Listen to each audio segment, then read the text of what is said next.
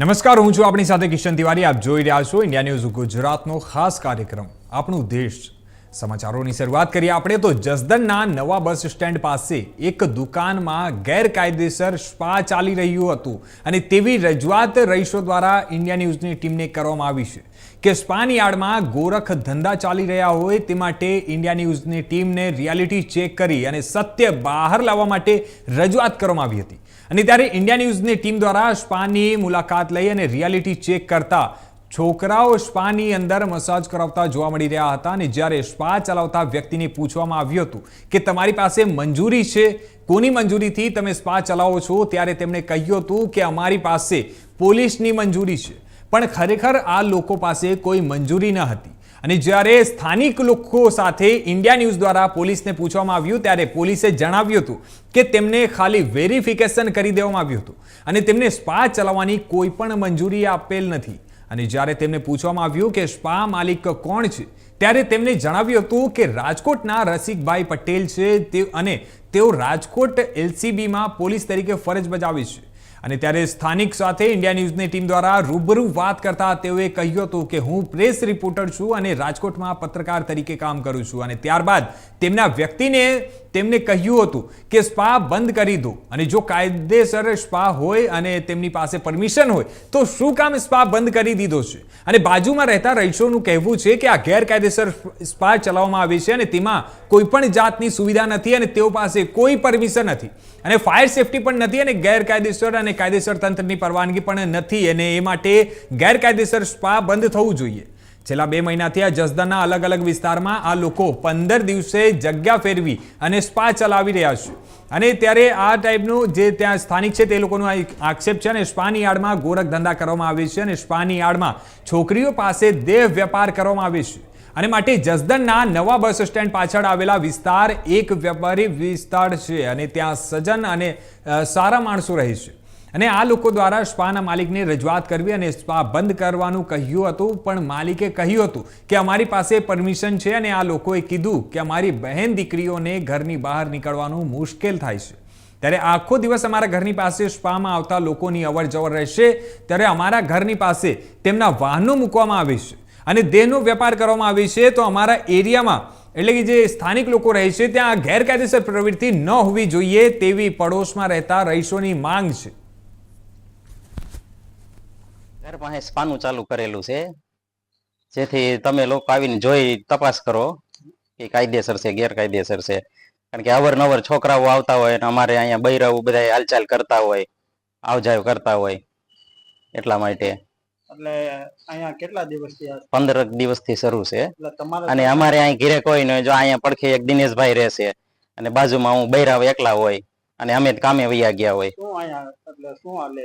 સ્પાના નામે ચાલુ છે, પણ તમે તપાસ કરજો, બરોબર? એટલે તમારી માંગ શું છે? કે આવું અમારે ઘર પાસે ન હોવું જોઈએ. બીજી જગ્યાએ ગમે ત્યાં કરે, અમને કઈ વાંધો નહીં. અમારા ઘર પાસે આવું ન હોવું જોઈએ. તમારે ઘર પાસે કઈક શું મોટરસાઇકલ? અમારા ઘર પાસે બધા ગાડીઓ મૂકીને વયા જાય. અમારે કેટલા ઘરે બોલવું, એટલે ગાડીઓ બધા અમારા ઘર પાસે ડેલી પાસે મૂકીને વયા જાય છે. 15 વર્ષના છોકરા હોય, 30 વર્ષના આવે, બધા જે હું રહેતો નથી પણ જે લોકોની એને માટે ઘરનો સંબંધ છે એ લોકોની ફરિયાદના આધારે કહું છું કે આવું જે સપા નામનું જે કેન્દ્ર બનાવવામાં આવેલું છે તે સમાજ માટે અને કુટુંબ માટે હાનિકારક હોય. આ કેન્દ્ર આગળ બીજે લતામાં ફેરવી અને યોગ્ય રીતે કરે તો અમને કોઈ પણ જતો વાંધો નથી. માલિક કોઈનો પાસ દો. કોણ અકાલતું તું? હું નહીં અકાલતો, હું તો આવ્યો છું ખાલી. અત્યારે અકાલતું કોણ? પરમિશન મને કોને દેખાડી? પરમિશન દેખાડી ખાલી. તે દેખાડી ને તે શું કીધું તું કે આ જે વ્યક્તિ છે એ રસિકભાઈ એલસીબી માં નોકરી કરે છે રસિકભાઈ અને પોલીસની મંજૂરી લીધી છે. તો પોલીસ સ્ટેશને ફોન કર્યો તો પોલીસે શું કીધું? અમે મંજૂરી આપી નથી. એ ભાઈ ભેગો મેં ફોનમાં વાત કરી હતી, ભાઈ અત્યારે શું કીધું? હું પ્રેસમાં છું. તો ઘડીક પોલીસને તમે બદનામ કરો છો, ઘડીક તમે પ્રેસ વાળાને બંધ કરો છો, બદનામ કરો. હવે તમારી પાસે મંજૂરી છે તો અત્યારે તને ફોન કરીને એને શું કીધું? બંધ કરી દો. તો તમારી પાસે મંજૂરી હોય તમારે બંધ કરવાની જરૂર ક્યાં? તમે વાતચીત કરી લો સાહેબ. મારે કોઈ ભેગી વાતચીત નહીં કે તમારી પાસે મંજૂરી હોય. કારીગર નથી, મંજૂરી હોય તમારે બંધ કરવાની જરૂર શું? અમે કારીગર છીએ. હું તમે તમને કીધું કે ભાઈ અરે મંજૂરી હા બરોબર. માલિક કોણ છે? કારીગર છો? હે? રસિકભાઈ પટેલ. ક્યાં ના હે? રાજકોટના. રસિકભાઈ તે હમણાં મને શું કીધું હતું કે શેમાં નોકરી કરે છે? તે ઈ કહેતો એલસીબી માં. સમાચારોમાં આપણે આગળ વાત કરીએ હવે સુરતની તો સુરત જિલ્લાના કામરેજ તાલુકામાં આવેલી પાલી ગ્રામ પંચાયતના રહેવાસીઓએ સરપંચ અને પંચાયત સભ્યો પર ભ્રષ્ટાચારના ગંભીર આરોપ લગાવીને જિલ્લા પંચાયત કચેરીમાં રજૂઆત કરી છે. જણાવી દઈએ કે ગામના લોકોએ આક્ષેપ કર્યો છે કે આ સરપંચે ગામના વિકાસના કામોમાં ગેરરીતિ આચરી છે અને જેના કારણે ગામજનોને મૂળભૂત સુવિધાઓની અછતનો સામનો કરવો પડી રહ્યો છે. અને ત્યારે રહેવાસીઓની રજૂઆત મુજબ સુજલામ સુફલામ યોજના હેઠળ ગામના તળાવને ઊંડું કરવાનું કામ શરૂ કરવામાં આવ્યું હતું અને આ કામ માટે ટેન્ડર પ્રક્રિયા હેઠળ તળાવમાંથી નીકળેલી માટીનો ઉપયોગ ગામના વિકાસ અને ગામજનોના લાભ માટે થવાનો હતો. અને જો કે આરોપ છે કે સરપંચે આ માટી ગેરકાયદેસર રીતે ખાનગી પ્લોટમાં નાખી દીધી અને તેનું વેચાણ કરી દીધું છે. અને આ ઘટનાએ ગ્રામજનોમાં ભારે રોષ ફેલાવ્યો છે. અને આ ઉપરાંત ગામમાં આરો પ્લાન્ટના સંચાલક અંગે પણ ગંભીર ફરિયાદો ઉઠી રહી છે કે 1 વર્ષ પહેલા આ પ્લાન્ટ પંચાયતને સોંપવામાં આવ્યો હતો પરંતુ તે હજુ સુધી શરૂ થયો નથી. અને આના કારણે જે ગામજનો છે તે ગામજનોને પીવાનું શુદ્ધ પાણી લેવા માટે પણ આજુબાજુના ગામો અને વિસ્તારોમાંથી પાણી લાવવું પડે છે અને જેનાથી ગામના લોકોને ભારે હાલાકીનો સામનો કરવો પડી રહ્યો છે. જણાવી દઈએ કે ગામમાં ગટર લાઇનના કામને લઈને પણ વિવાદ ઊભો થયો છે અને રહેવાસીઓનો આરોપ છે કે આ કામ માટેનું ચૂકવણું પહેલેથી જ કરી દેવામાં આવ્યું હોવા છતાં કામ હજુ પણ અધૂરું છે. અને આવા અનેક પ્રશ્નોને લઈને ગ્રામજનોએ સુરત જિલ્લા પંચાયત કચેરીમાં રજૂઆત કરી અને યોગ્ય તપાસની માંગણી કરી છે. અને ત્યારે રજૂઆત દરમિયાન ગામના લોકોએ ચેતવણી આપી છે કે જો આવનારા સમયમાં સરપંચ અને પંચાયત સામે યોગ્ય પગલાં લેવામાં નહીં આવે તો ગાંધીજીના ચિંધ્યા માર્ગે આંદોલન કરવામાં આવશે. અને આ ઘટનાએ સ્થાનિક વહીવટી અને ગ્રામ પંચાયતની કામગીરી પર ગંભીર સવાલો ઊભા કર્યા છે. અને ત્યારે વાત કરીએ આપણે તો જિલ્લા પંચાયતના અધિકારીઓએ આ મામલે તપાસની ખાતરી આપી છે પરંતુ હજુ સુધી કોઈ નક્કર પગલાં લેવાયા નથી અને આગામી દિવસોમાં આ મુદ્દે વધુ વિકાસ થવાની શક્યતાઓ છે. સુરત જિલ્લાના કામરેજ તાલુકામાં આવેલા પાલી ગ્રામ પંચાયતના ગામજનો આજે આ સમયે સુરત જિલ્લા પંચાયતની ઓફિસે ભેગા થયા છે. ઘણી મોટી સંખ્યામાં આ લોકો આવ્યા છે. ગામના સરપંચ તેમજ સભ્યો દ્વારા ભ્રષ્ટાચારનો આરોપ લગાવવામાં આવ્યો છે. શું છે આરોપ જાણીએ, એ લોકોને પૂછીએ શું ઘટના, શા માટે તમે અહીંયા આજે ભેગા થયા છો? અમે આજ રોજ જે પાલી ગામમાં જે સુજલમ સુફલમ યોજનામાં જે તળાવનું માટી ખનન જે કરવામાં આવ્યું છે એ સંદર્ભે આજે આવેદનપત્ર આપવા માટે અહીંયા આવ્યા છે. અમે સુજલમ સુફલમ યોજનાની અંદર તળાવ જે ગ્રામ પંચાયતને ગામની અંદર જે જરૂરિયાત જગ્યા પર નાખવાનું હોય તે છતાં બરોબર તળાવની માટી ખોદી એ લોકોએ બીજા ગામમાં એને પ્લાન પાસ કરેલી જગ્યામાં નાખ્યું હોવાને કારણે એના પ્લાન જમીનના પૂરા પેપર જે જગ્યા પર માટી નાખી છે એનો બિન એને વાળી જગ્યાની અંદર નાખી છે ને એ કોપી પણ સાથે સામેલ કરેલ છે. તો આની અંદર ભૂસ્તર વિભાગમાં પણ 17 તારીખે જાણ કરી સ્થળ તપાસ કરી એ લોકોએ જે જગ્યા પર માટી નાખી છે એ જગ્યા પર સ્થળ તપાસ કરી પણ આજ દિન સુધી કોઈ ભૂસ્તર વિભાગમાંથી પણ કોઈ કાર્યવાહી કરવામાં આવી નથી. તો એ સંદર્ભે અમે આજે અહીંયા આવેદનપત્ર આપવા માટે ડીડીઓ સાહેબને રૂબરૂ આવેદનપત્ર આપવા માટે આવ્યા છે. આની જલ્દી કાર્યવાહી થાય ને આની ઉપર કડક તપાસ કરીને જે કંઈ કાયદેસરની કાર્યવાહી થતી હોય એવી અમારી માંગ છે. એ જ સાથે અમે ગ્રામજનો આજે બધા એક સાથે ભેગા થઈને આજે આવેદનપત્ર આપવા માટે આવ્યા છે. બીજો કયા કયા આક્ષેપો છે પંચાયત પર, ગામના સરપંચો પર અને સભ્યો પર? શું બીજી કોઈ ઘટના છે આવી? હવે સાહેબ અત્યારે આજથી 1 વર્ષ લગીન છે ને તે પેલા ગામમાં જે બિસ્લેરી પાણી જે ચાલતું આવ્યું છે તેમાં સરપંચ દ્વારા ઠરાવ કરવામાં આવ્યો કે આ પ્લાન છે એ ગામની પંચાયતની અંદર લઈ શકીએ. તો એ અમે ટૂંક સમયમાં જ એને વિસાબ સભાએ બધો સરપંચને આપી દીધો, હસ્તક રજૂ કરી દીધો છે. તો બી ઠરાવ બી કર્યો છે. ત્યાર પછી આજે 1 વર્ષ જેવો થઈ ગયું છે તો બી પાણી બંધ છે. કોઈ જાતનું મુવમેન્ટ છે નહીં. ગામના લોકો આજુબાજુના ગામમાંથી પાણી લાવે છે તો બી સરપંચને કંઈ પડી નથી. તમે જોઈ શકો છો આ પાલી ગામના લોકો છે જે પોતાના ગામ પંચાયતમાં થતા ભ્રષ્ટાચારનો લડત માટે પોતે અહીં આજે જિલ્લા પંચાયતની કચેરીએ પહોંચ્યા છે. તેમનો આરોપ છે કે સરપંચ દ્વારા ગેરકાયદેસર માટીનું બારોબાર વેચાણ કરી રહેવામાં આવ્યું છે. તેમજ ગામનું જે પ્લાન્ટ હતું, જે ગામજનો ચલાવતા તે પ્લાન્ટ સરપંચ ગ્રામ પંચાયતને આપ્યા પછી પણ 1 વર્ષથી લોકોને મિનરલ વોટર, જે મીઠું પાણી છે તે પણ નથી મળતું ને આજુબાજુના એરિયામાંથી લોકો પાણી લઈને પોતાનું ગુજરાન કરી રહ્યા છે. તેમજ ઘણી સમસ્યા ગામમાં બતાવવામાં આવી છે કે આ ગટરની પ્રોબ્લેમ, જેમાં કેટલી જગ્યાએ ગટરના પેમેન્ટ થઈ ગયા છે પણ હજુ પણ એ ગટરનું કામ બાકી છે. આવી સમસ્યાઓને લઈને આજે જિલ્લા પંચાયતની કચેરી હાજર થયા. આગળ જો આ ઘટનામાં આ લોકોને આગળ ન્યાય ના મળે તો હજી ઉપર આ લોકો ગાંધી ચીધે આંદોલન કરશે એવી ચીમકી પણ આપી રહ્યા છે. કેમેરામેન રવિ વેન્ડે સાથે સુનિલ પ્રજાપતિ, ઇન્ડિયન. ચાલો સમાચારોમાં આપણે આગળ વાત કરીએ તો સમાચાર છે રાજસ્થાનથી. જ્યાં વાત કરીએ આપણે તો વિધાનસભાની પેટા ચૂંટણી દરમિયાન એસડીએમને ઝાપટ મારવાના મામલે નરેશ મીનાને હાઈકોર્ટથી જામીન મળી ગયા છે.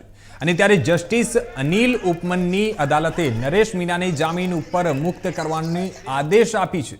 ત્યારે હકીકતમાં આપણે વાત કરીએ તો નવેમ્બર 2024માં દેવલી ઉનિયાળા વિધાનસભા બેઠક પર પેટા ચૂંટણી દરમિયાન સમરાવતા ગામના લોકોએ મતદાનનો બહિષ્કાર કર્યો હતો. ત્યારે નિર્દલીય ઉમેદવાર નરેશ મીના ગામ લોકો સાથે ધરના ઉપર બેઠા હતા અને આ દરમિયાન નરેશ મીનાએ અધિકારીઓ પર બળજબરીથી મતદાન કરાવવાનો આક્ષેપ કર્યો હતો. ત્યારે જણાવી દઈએ કે નરેશ મીના પોલિંગ બૂથ પર આવ્યા અને એસડીએમ અમિત ચૌધરીને ઝાપટ મારી દીધો હતો. ત્યારે થપ્પડ માર્યા બાદ નરેશ મીના પાછા જઈને ધરના ઉપર બેસી ગયા હતા. પછી પ્રદર્શનકારીઓની ગાડીઓ અટકાવવાના મામલે વિવાદ થયો હતો અને ત્યારબાદ પોલીસે નરેશ મીનાને હિરાસતમાં લીધો હતો. અને ત્યારે જણાવી દઈએ કે મીનાના સમર્થકોને આ વાતની જાણ થતાં જ તેઓ વધુ ઉશ્કેરાયા હતા અને સેંકડો લોકો પ્રદર્શન કરવા માટે આવી ગયા હતા અને તેઓ નરેશ મીનાને પોલીસની હિરાસતમાંથી છૂટવી લઈ ગયા હતા. અને જણાવી દઈએ કે થપ્પડકાંડ અને ત્યારબાદ થયેલી હિંસાથી સંબંધિત ઘણા કેસ નરેશ મીના પર નોંધાયા હતા. ત્યારે ટોકના સમરાવતા ગામમાં થયેલી આ હિંસા મામલે 12 ફેબ્રુઆરીએ હાઈકોર્ટે નરેશ મીનાની જામીન અરજીને ફગાવી દીધી હતી. જામીન અયોગ્ય ઠેરવીને કોર્ટે કહ્યું હતું કે કેસમાં ચાર્જશીટ રજૂ થઈ ગયા પછી આરોપી જામીનનો હકદાર નથી રહેતો અને આવા પ્રકારના આરોપીઓને જામીનના લાભથી વંચિત રાખવો જ યોગ્ય છે. અને ત્યારે આરોપીએ ચૂંટણી પ્રક્રિયા વિઘ્ન ઊભું કર્યું છે અને આ સ્પષ્ટ છે કે જો આરોપી સોશિયલ મીડિયા મારફતે પોતાના સમર્થકોને એકઠા ન કરે અને ઉશ્કેરે નહીં તો હિંસા જ ન થાત.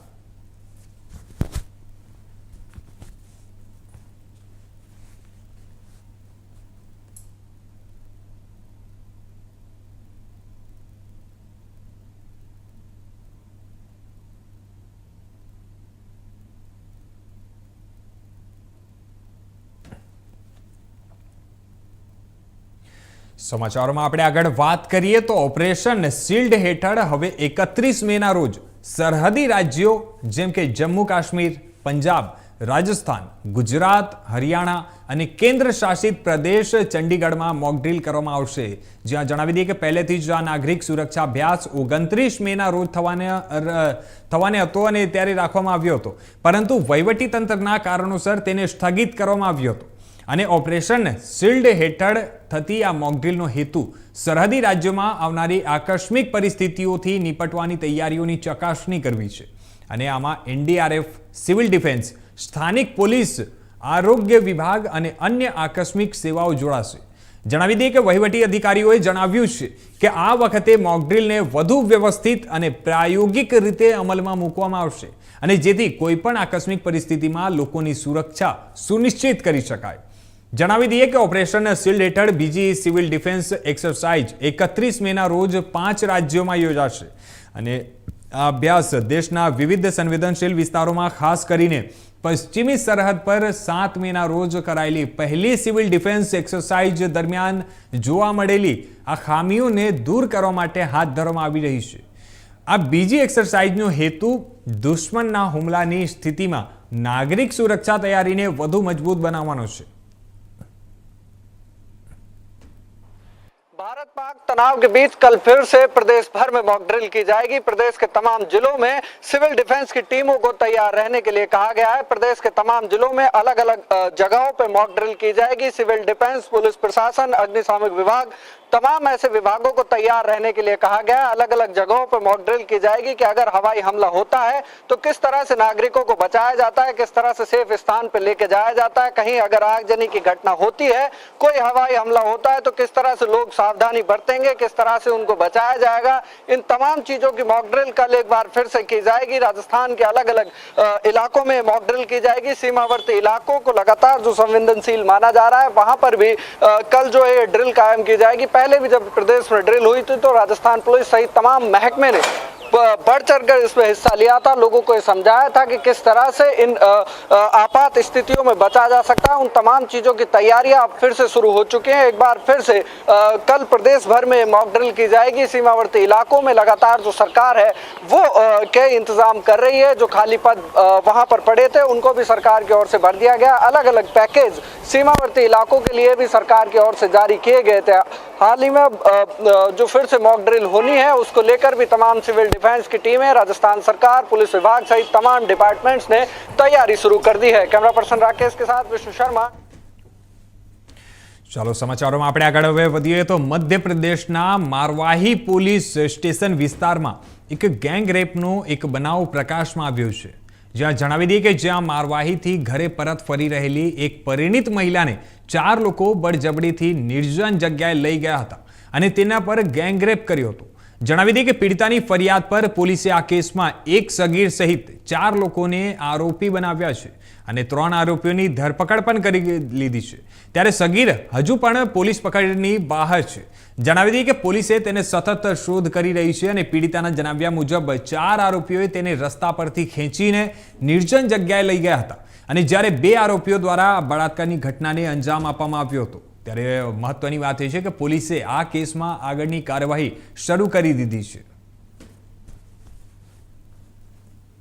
इसमें मरवाही थाना क्षेत्र का मामला है जिसमें नदी के किनारे में कुछ लोगों ने महिला के साथ में दुष्कर्म किया था। इसमें हम लोगों ने 3 आरोपियों को गिरफ्तार किया हुआ है और उनको रिमांड पर जेल भेजी है। एक नाबालिग है जो अभी तक फरार है, हम उसकी सरगर्मी से तलाश कर रहे हैं, जल्दी से मिल जाएगा, उसको फिर हम लोग विधिवत कार्रवाई करेंगे।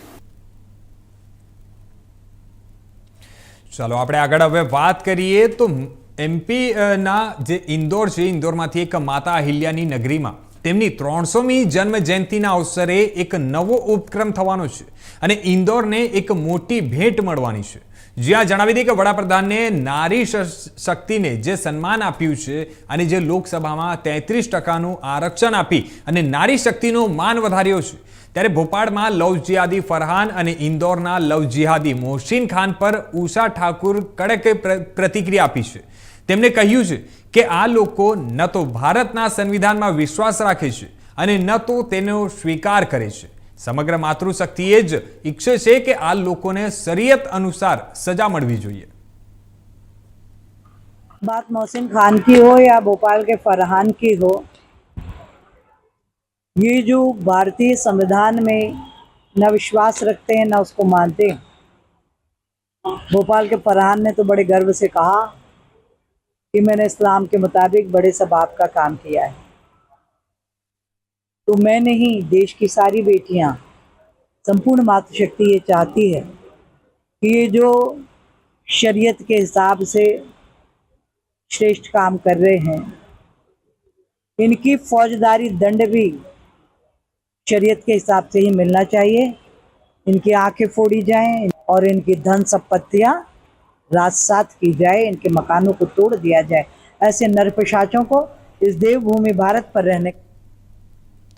તો આ તરફ વાત કરીએ આપણે અરવલ્લીની, તો અરવલ્લી ભિલોડાના આસલ જીઆઈડીસીમાં ઘી બનાવતી કંપની પર દરોડો પાડવામાં આવ્યો છે। જણાવી દઈએ કે જિલ્લા એસઓજી, એફએસએલ ટીમ અને ફૂડ એન્ડ ડ્રગ્સ વિભાગની ટીમ દ્વારા સંયુક્ત તપાસ હાથ ધરવામાં આવી છે।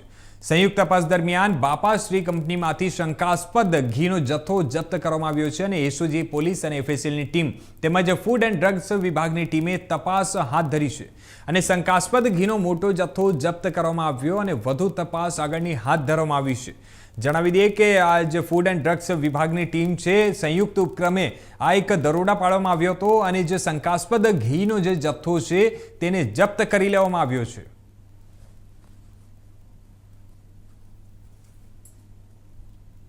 તો આગળ આ તરફ વાત કરીએ આપણે તો ભાવનગર જિલ્લાના મહુવાના નિકોલ દરિયા કિનારે એક બિનવારસી બાર્જ એટલે થાપડું મળી આવ્યું છે અને આ બાર્જ મહુવાના લાઇટ હાઉસ નજીકથી દરિયામાં પસાર થઈને નિકોલના દરિયા કિનારે આવી પહોંચ્યું હતું। ત્યારે જણાવી દઈએ કે સ્થાનિક માછીમારોના જણાવ્યા મુજબ આ માલવાહક બાર્જનો ઉપયોગ દરિયાના પેટાળમાંથી રેતી કાઢવા માટે થાય છે અને વળી મોટી વસ્તુઓને એક સ્થળેથી બીજે સ્થળે ખસેડવા માટે પણ બોટની પાછળ બાંધીને પણ તેનો ઉપયોગ કરવામાં આવે છે. અને ત્યારે મહત્વની વાત એ છે કે આ જે બાર્જ છે ને થાપડું અથવા પોન્ટૂન તરીકે પણ ઓળખવામાં આવે છે અને આ બાર્જ પર રુદ્ર 1 નંબર અને મુંબઈ લખેલું છે. ત્યારે આટલી મોટી વસ્તુ દરિયામાં બિનવારસી હાલતમાં તરતી મળી આવતા દેશની સુરક્ષા વ્યવસ્થા સામે પ્રશ્નો ઊભા થાય છે. ત્યારે આપણે વાત કરીએ તો કોસ્ટગાર્ડ અને પોલીસની ટીમ ઘટના સ્થળે પહોંચી અને તપાસ શરૂ કરી છે. જોકે પ્રાથમિક તપાસમાં બાર્જમાંથી કોઈ શંકાસ્પદ વસ્તુ મળી આવી નથી અને હાલ આ બાર્જ દરિયાના મોજામાં તણાઈને નિકોલના દરિયા કિનારે આવી પહોંચ્યું હોવાનું માનવામાં આવી રહ્યું છે.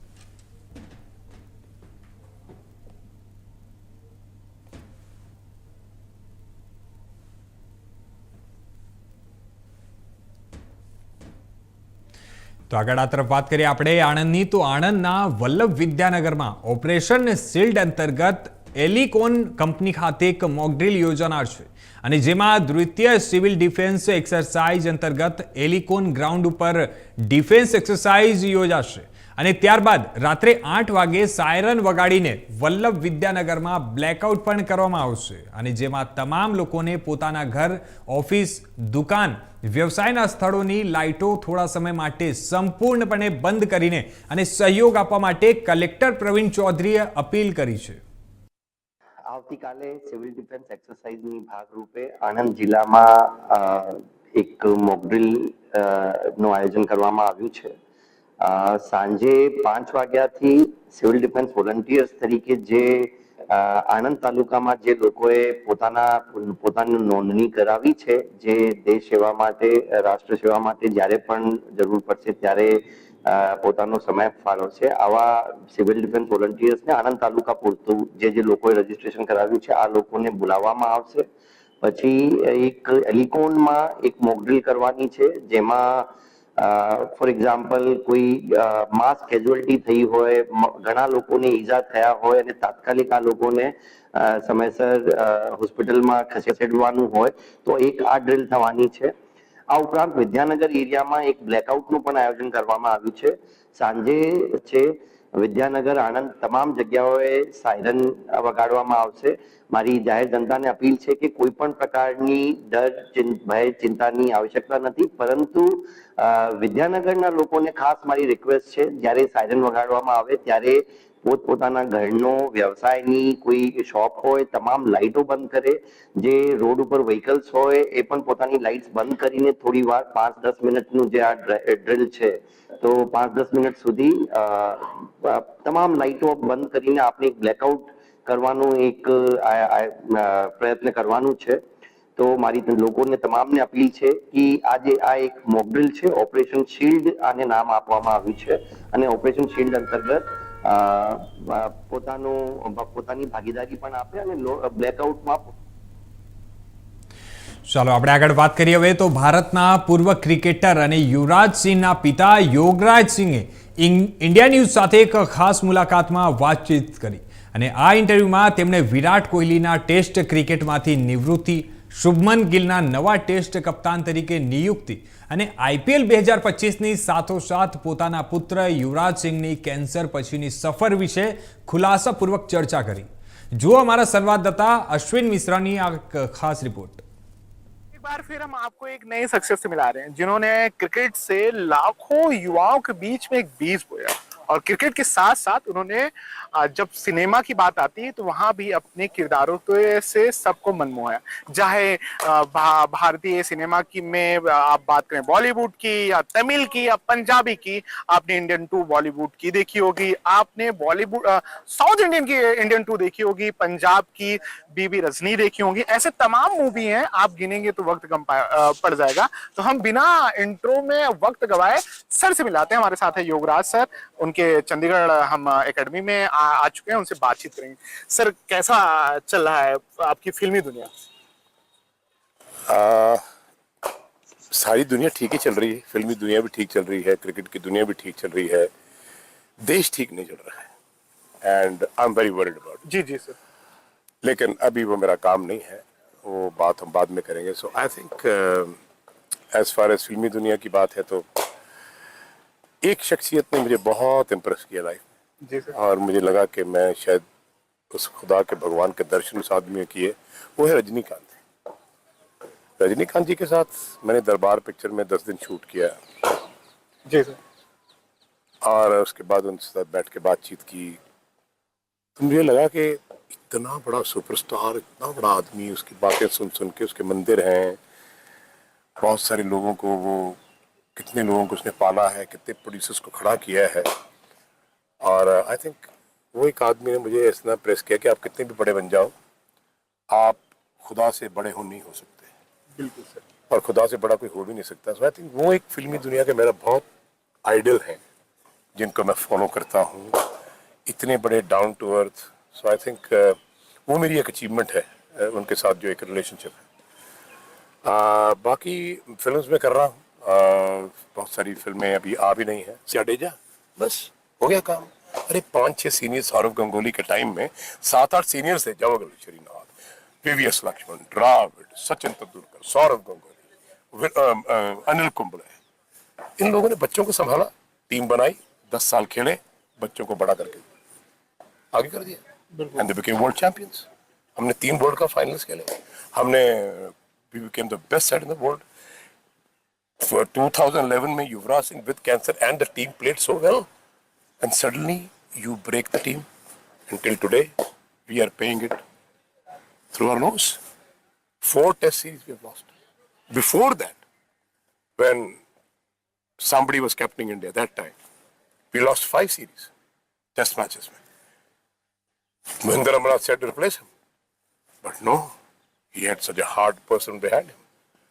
आप इस टीम को आज से नहीं टूटा, it's not 2025 sir, it is 2011 and it is 14. इन्होंने से बातचीत करने के लिए सर आपको बहुत धन्यवाद। बहुत मैं ये इंटरव्यू देखने के बाद बहुत लोग मोटिवेट होंगे। आप हमेशा आप बोलते हैं ऐसा। Thank you so much sir. Thank you and love you on God. તો આ હતા અત્યાર સુધીના મુખ્ય સમાચારો. વધુ સમાચારો માટે જોતા રહેજો ઇન્ડિયા ન્યૂઝ ગુજરાત.